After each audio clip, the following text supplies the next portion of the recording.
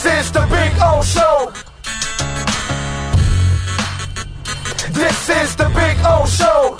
In terms of your guy, potentially Mike McDaniel, he doesn't strike me at all as that Belichick camp. He's like the new school. You see Zach Taylor, you see McVay. These guys have had tremendous success because they are sociable, they are fun, they understand how to connect with players, and they're going to win games. Yeah. He's kind of hip, you know. He's kind of a Mike Jones. Yeah, exactly. He's a fun guy. I like him a lot. I'm telling you, I think he'd be a great hire for Miami, and I really hope the last 24 hours doesn't sour him, not the Dolphins. Doesn't sour him. Yeah, no, and here's the thing. I've hated the human Jenga that they've played over the years of keeping one and adding another. I like adding the general manager and then him add everything. But in this case, after going through the struggles with Philbin and Flo that they couldn't build staffs because they were stuck in the same place for 16 years, I love the coaches that have been fired and hired all over the place because that's how they've built up a strong contact list throughout that time because they've been in all kinds of systems and all that. The guys like Philbin and Flo that are stuck in the same place for 16 years, they don't get to know the same amount of people and systems and all that. So since it's hard for young guys to build systems, I like that they have the defensive staff in place. Yeah. And Flo wasn't talking to his staff practically after Thanksgiving. No. So actually the front office got a chance to see that coaching staff coach up the players. They did very well. They won 7 straight.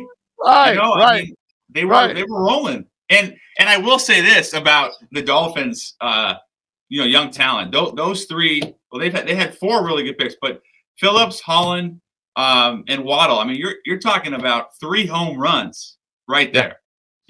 Building blocks. And I just think McDaniel would be able to maximize a lot of that, especially offensively with Waddle. Are you hearing this that it's McDaniel, right? Because I heard it was Dable 1 and then McDaniel 2 that's kind of. I always reported Daboll was likely to go to the Giants those last few days. I never really bought into the Daboll Miami thing. I thought Daboll was the Giants, and I think as time has progressed here this last week, that McDaniel over Kellen Moore. But also, I'm not so sure that Jerry's going to let Kellen Moore go. And I like Kellen Moore a lot. I know Cowboys fans are mixed on him. Another young guy who's had a lot of experience calling plays, former quarterback. But he does not have the personality of Mike McDaniel. No, he doesn't. Not even close.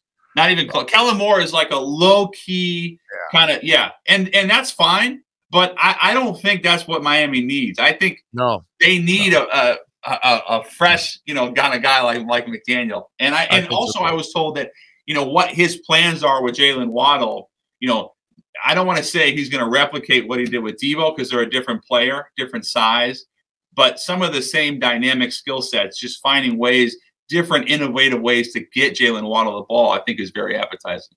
And we have 5 Dolphin riders that are exclusive to our show. And just for their sake, I want Mike McDaniel because they've had to put up with Flo, who says absolutely nothing for 3 years. Those poor guys have suffered, man. So Flo's not the best interview. No, he's the worst interview, bro. What was Gase like? Gase wasn't much better. Well, but Gase at least was a smart ass. Okay, so you had some fun, Right. So some fire would come out every once in a while and you get at least a little. With Flo, it was like you were interviewing a wall. Like no matter what was going on, the wall was still there no matter what. It was just.